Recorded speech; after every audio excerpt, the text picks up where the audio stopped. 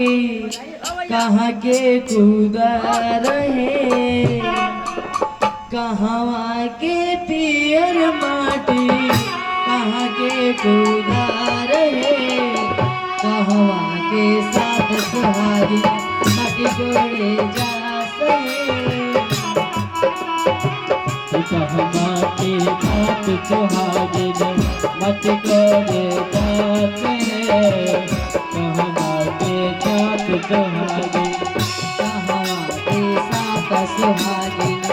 माटी कोड़े जा कहमा के साथ सुहागिन मत कोड़े जाते हैं, कहमा के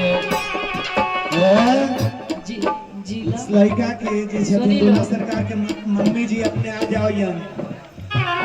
जितना लोग माटी खोन के आयल बा यहाँ आ जाए लोग दूल्हा के